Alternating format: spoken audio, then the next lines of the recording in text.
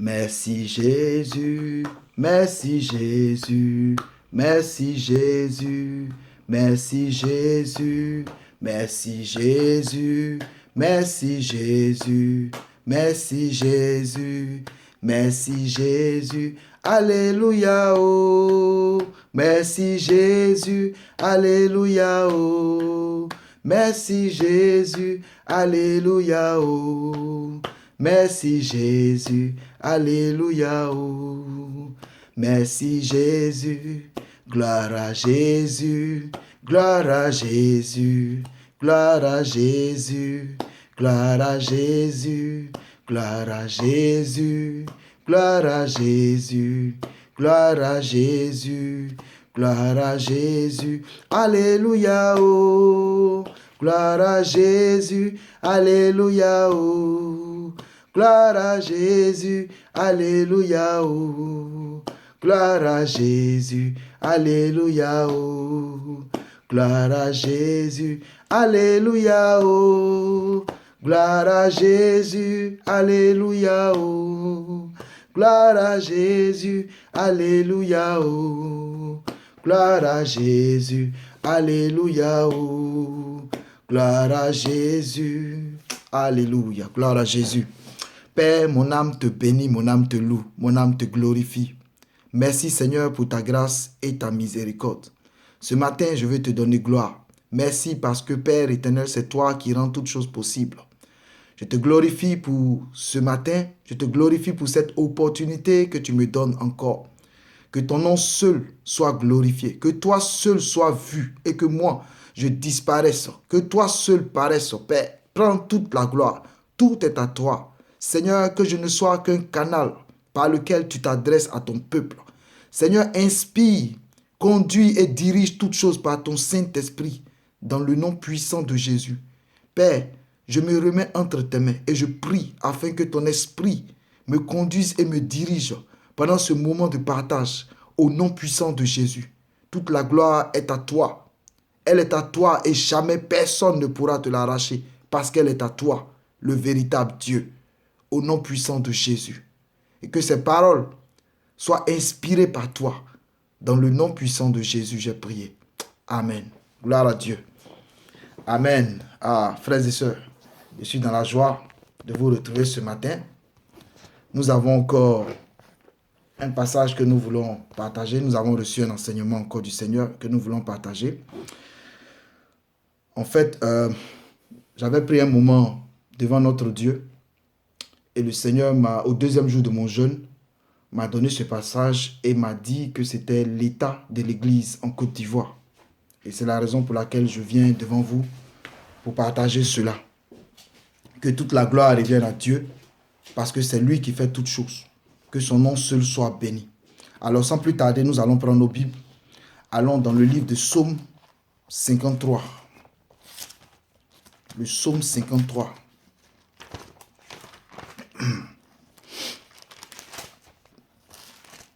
Psaume 53. C'est pas long, c'est 7 versets. Amen. Psaume 53.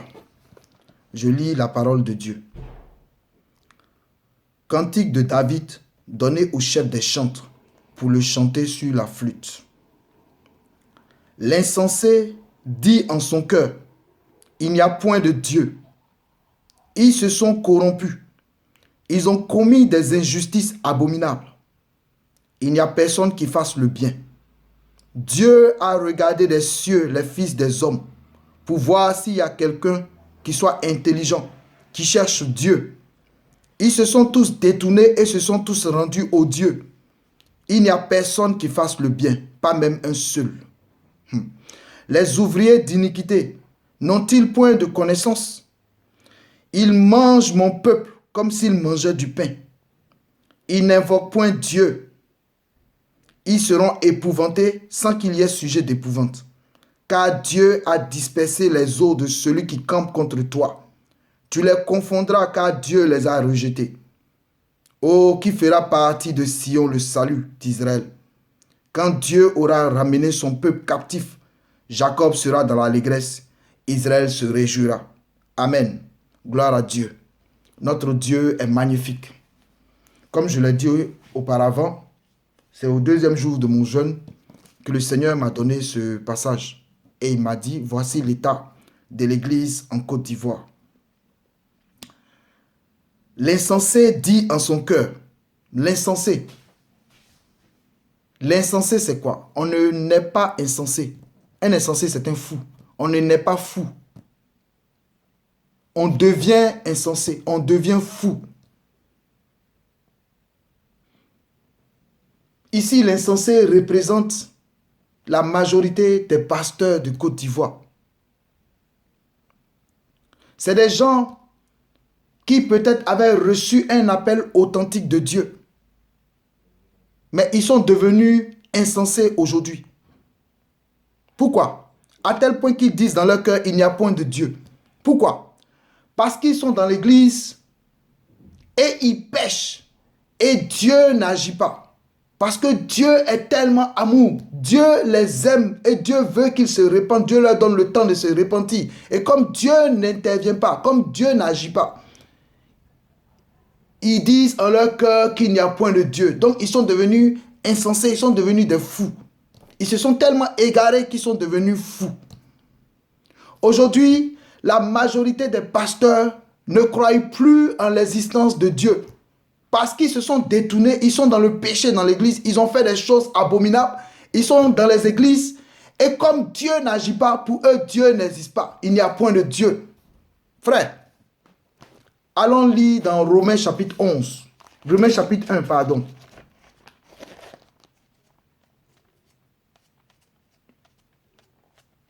Romains chapitre 1. Quand nous prenons à partir du... Attends, je vais me lire dans ma Bible. Romains chapitre 1.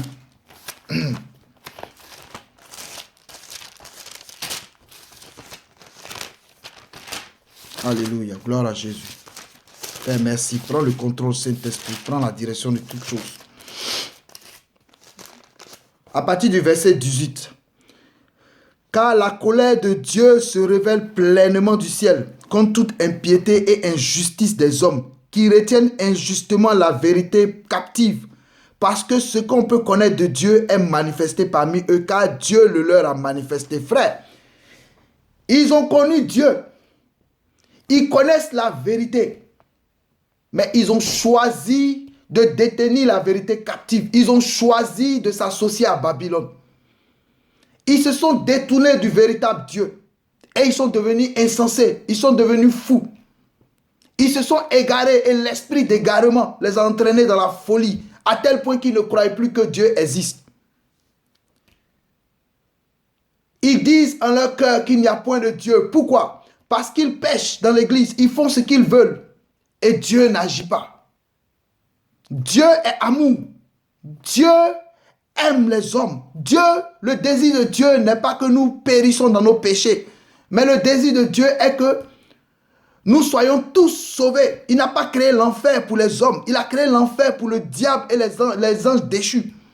Dieu ne veut pas qu'un pasteur aille en enfer. Mais ils sont dans l'église et ils pêchent. Ils pratiquent toutes sortes de péchés dans l'église et Dieu n'existe pas. Regardez, en Côte d'Ivoire, l'apostasie, la corruption, la méchanceté. Ils détiennent le peuple de Dieu captif. Ils couchent avec les fidèles. Ils font toutes sortes de péchés dans l'église. Et comme Dieu n'agit pas, comme Dieu est lent dans sa colère, ils sont arrivés à un point, à un stade où ils déclarent que Dieu n'existe plus. Pourtant, ils connaissent la vérité. La Bible dit qu'ils connaissent la vérité. Ils savent que Dieu est réel. Certains parmi eux ont reçu un appel authentique de Dieu. C'est des gens que Dieu a oint. Dieu s'est révélé puissamment à eux. Mais ils ont choisi la voie de Balaam. Ils ont choisi Babylone. Frère, Dieu est en colère contre l'église en Côte d'Ivoire. Dieu est en colère contre l'église en Côte d'Ivoire, frère. Tout ce qui peut être révélé, Dieu le leur a manifesté. Dieu le leur a fait connaître. Ils savent, ils connaissent la vérité. Frère, ils se sont corrompus. Ils se sont détournés du véritable Dieu. Ils ont choisi de s'associer à Pharaon. Ils ont choisi d'aller à Babylone. Beaucoup parmi eux ont pactisé avec le diable. Regarde, lorsque Satan a demandé à Jésus-Christ de se prosterner devant lui et lui donnera la gloire du monde, Jésus a refusé. Mais aujourd'hui, la majorité des pasteurs de Côte d'Ivoire ont accepté. Ils se sont prosternés devant Satan pour avoir la gloire du monde. Des hommes et femmes que Dieu a appelés, que Dieu a oints. Des hommes qui ont connu le véritable Dieu à cause des biens matériels, à cause de la gloire de ce monde. Ils se sont corrompus. Ils ont commis des injustices abominables. Frères, allons voir dans le psaume 10, verset 4. Psaume 10, verset 4.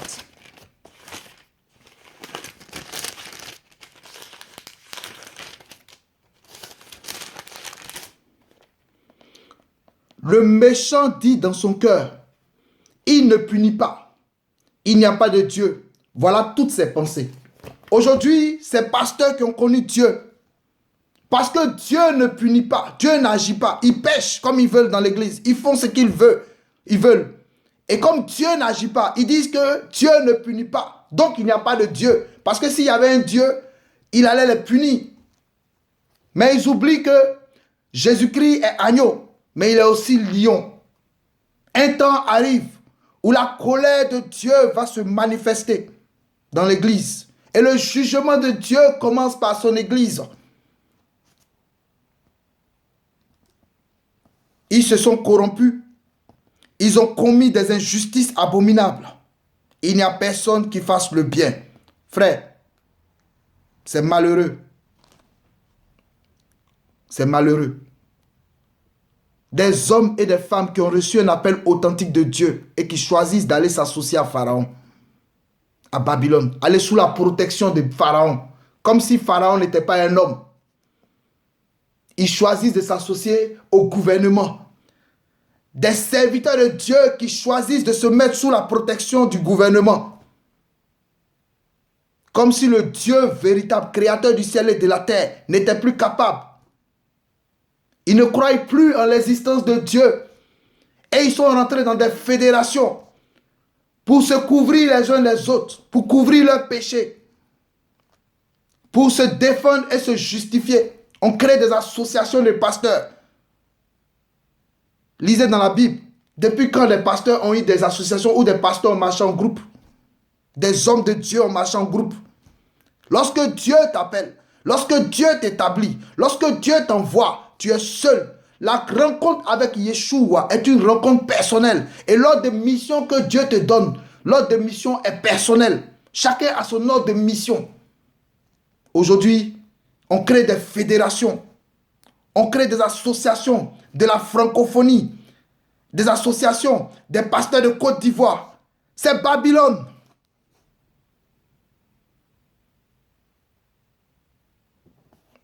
Ils se sont corrompus.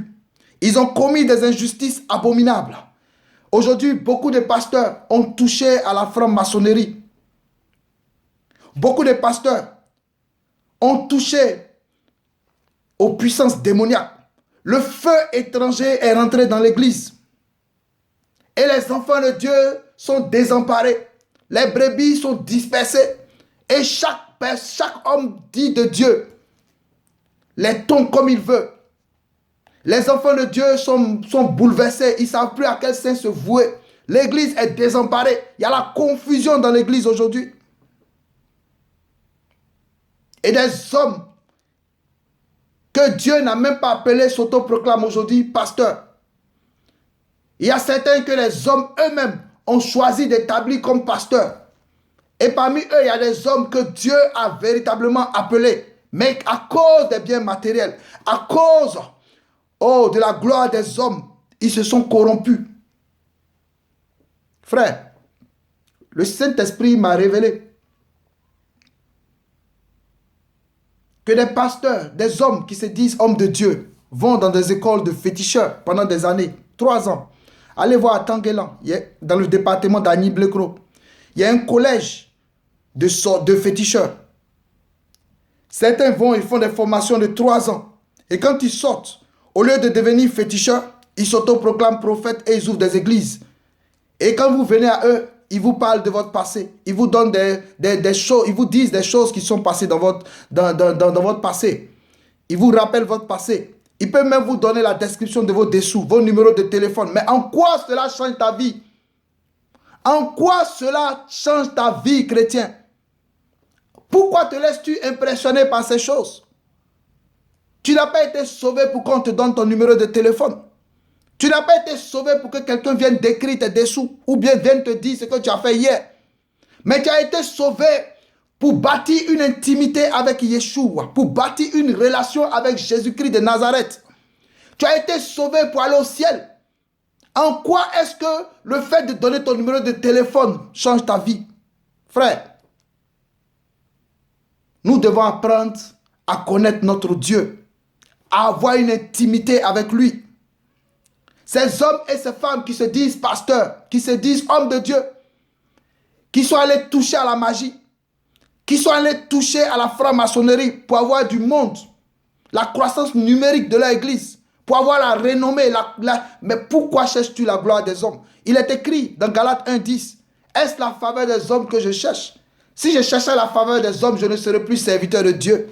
À qui veux-tu plaire? À celui qui t'a appelé ou aux hommes? Est-ce qu'ils étaient là quand Dieu t'a appelé? Pourquoi cherches-tu à avoir une croissance numérique? L'œuvre n'est pas ton œuvre.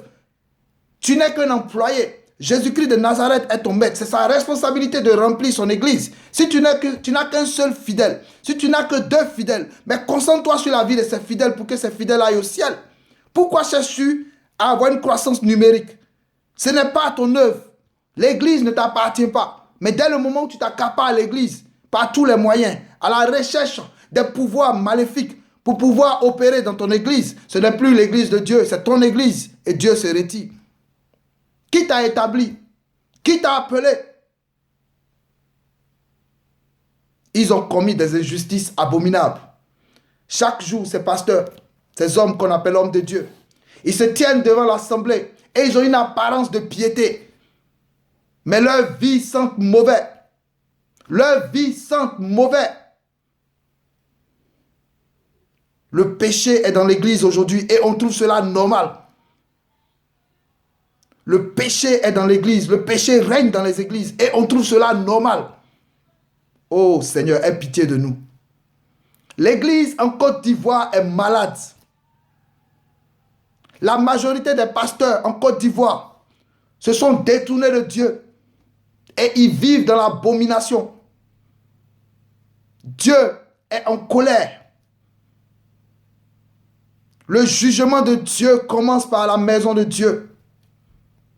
Et beaucoup de pasteurs vont mourir. Dieu me l'a révélé. Beaucoup d'hommes qui se disent hommes de Dieu vont mourir.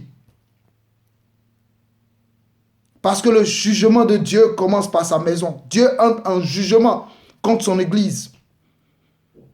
Frère, cette génération passera. Et des hommes et des femmes que Dieu a préparés dans le secret, des hommes qui ne sont pas connus, qui ne sont pas forcément pasteurs, ni apôtres, ni évangélistes, des hommes et des femmes cachés dans le secret que Dieu est en train de préparer, que Dieu est en train de former, des hommes remplis de la crainte de Yeshua, épris de Jésus-Christ de Nazareth. Ces hommes seront révélés. Dieu s'est réservé un reste. Frère, il n'y a personne qui fasse le bien. Il n'y a personne qui fasse le bien. Faire le bien. Servir Jésus dans la vérité. L'évangile n'est pas prêché dans sa pureté. Aujourd'hui, l'évangile est dilué. Et ils ont remplacé l'évangile de Jésus-Christ de Nazareth en un évangile social. La prospérité. Oh Seigneur, aie pitié de nous. Père, aie pitié de nous. Aie pitié de nous, Père. Aie pitié, Jésus de Nazareth. Allons voir dans Romains chapitre 3, versets 11 à 18. Jesus Christ. Aie pitié, Seigneur Jésus. Romains chapitre 3, versets 11 à 18.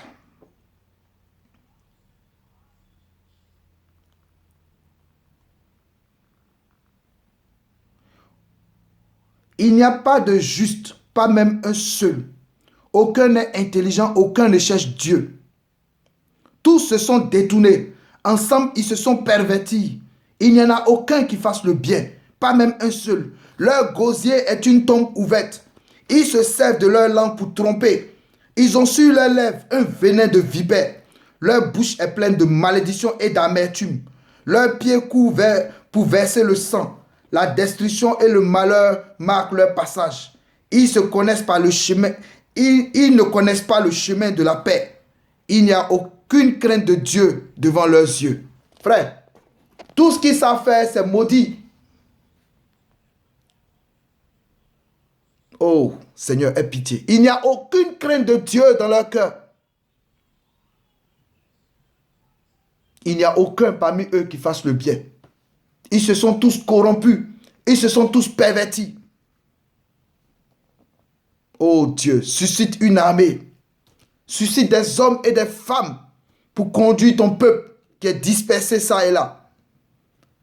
Suscite des serviteurs, Père éternel, qui iront partout prêcher le véritable Jésus de Nazareth. Dieu a regardé des cieux les fils des hommes pour voir s'il y a quelqu'un qui soit intelligent, qui cherche Dieu. Parmi eux, il n'y a personne qui s'interroge sur leur voie. Et ils se plaisent dans ce qu'ils font.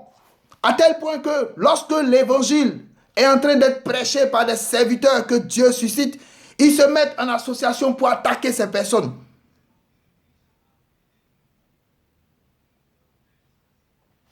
Il n'y a personne parmi eux qui cherche Dieu. Ils se plaisent dans leur voie. Ils sont égarés. Et l'esprit d'égarement les a conduits à la folie. À tel point qu'ils s'exhibent publiquement.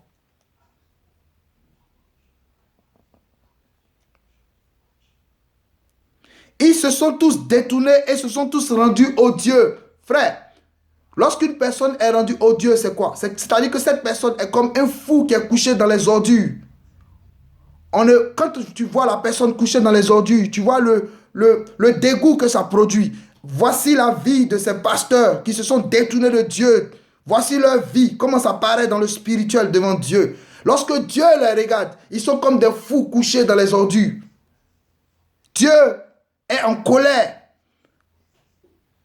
Frère, ils se sont tous rendus odieux de par leur propre faute, à cause de leur propre convoitise.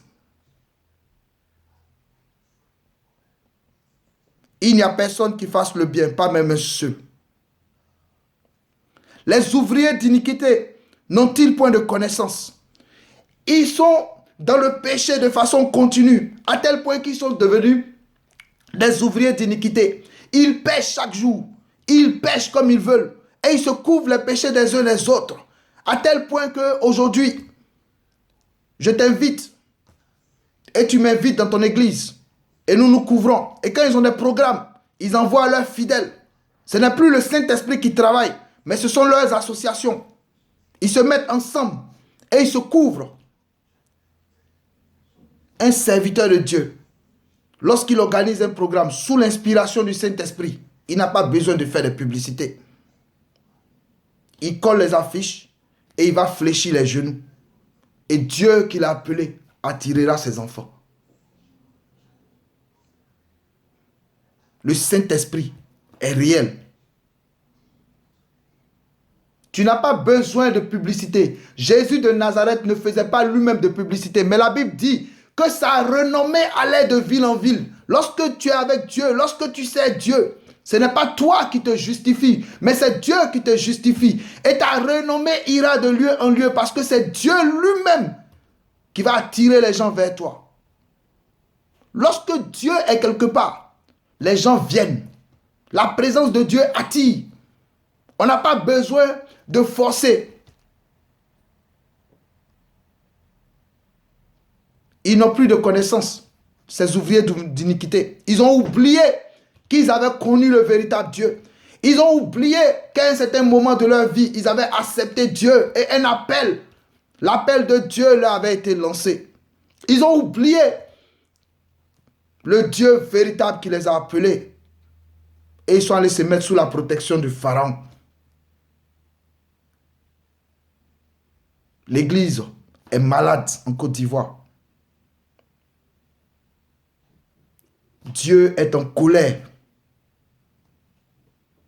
Il mange mon peuple comme s'il mangeait du pain. Aujourd'hui, il dépouille les enfants de Dieu des offrandes, des dîmes, la collecte d'argent à n'en point fini. On crée des offrandes par-ci par-là, offrandes sacrificielles, offrandes de rachat.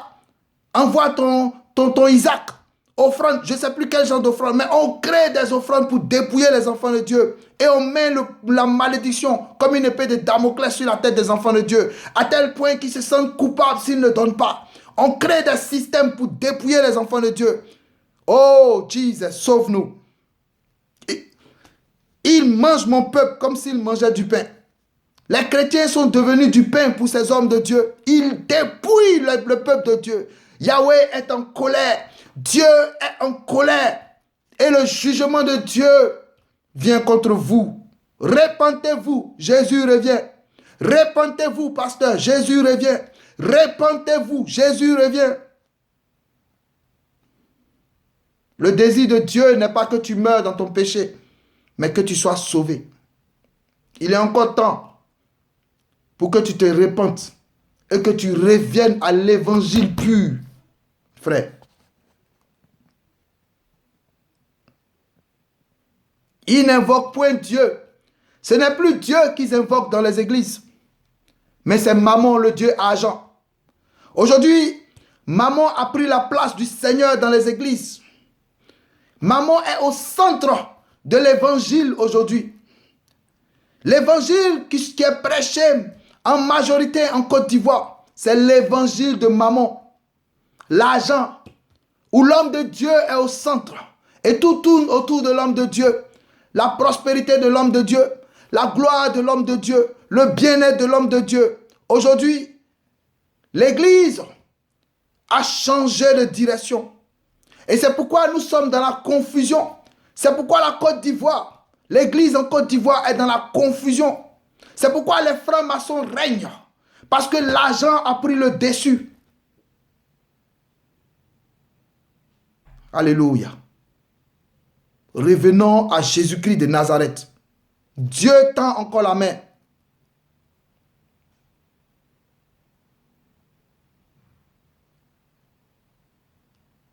Dieu tend encore la main.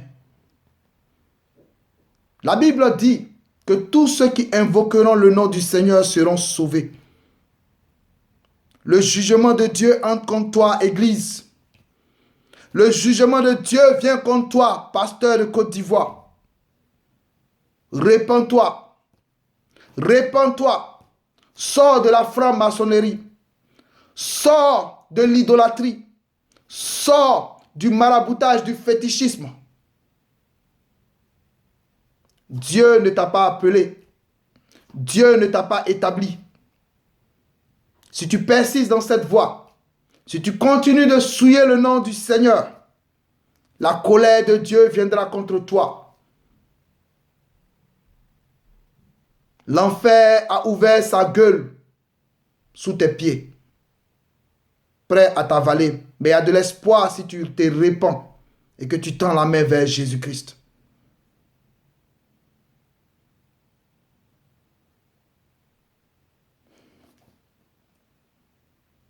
Ils seront épouvantés sans qu'il n'y ait sujet d'épouvante. Ils ne croient plus que Dieu existe.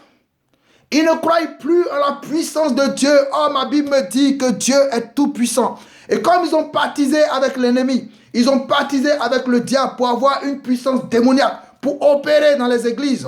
Lorsque le véritable Dieu enverra ses serviteurs, lorsqu'ils verront la manifestation de la puissance de Dieu en action, lorsqu'ils verront que Dieu agit toujours, ils seront épouvantés.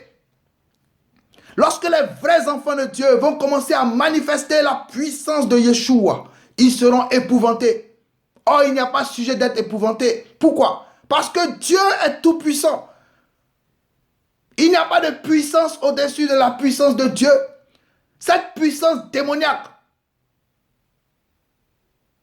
n'est rien devant Dieu. Aujourd'hui, des pasteurs qui sacrifient leurs fidèles pour avoir le pouvoir, la puissance. Des pasteurs qui vont se coucher au bord de la mer pour coucher avec les sirènes des eaux, pour avoir des fidèles. Des pasteurs qui font des incantations sur les autels, leur autel dans l'église. Des pasteurs qui égorgent des poulets, des bœufs, qui enterrent des animaux sous l'autel pour avoir la puissance. Des pasteurs, oh Jésus de Nazareth, délivre ton église. Délivre ton église. Délivre ton église. Des pasteurs qui couchent avec des femmes, des pauvres femmes, qui cherchent leur délivrance, qui sont dans la souffrance et qui ont besoin de réconfort, qui ont besoin de Dieu, qui cherchent Dieu de tout leur cœur. On abuse de leur naïveté.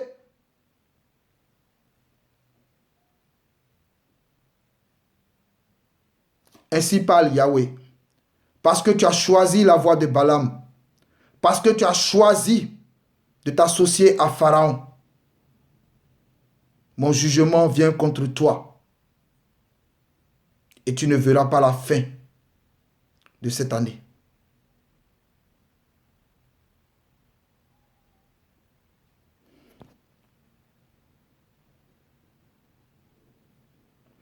Tu les confondras, car Dieu les a rejetés. Dieu a été chassé de l'église par les pasteurs, par ces hommes de Dieu. Dieu a rejeté tous ces hommes qui se disent hommes de Dieu.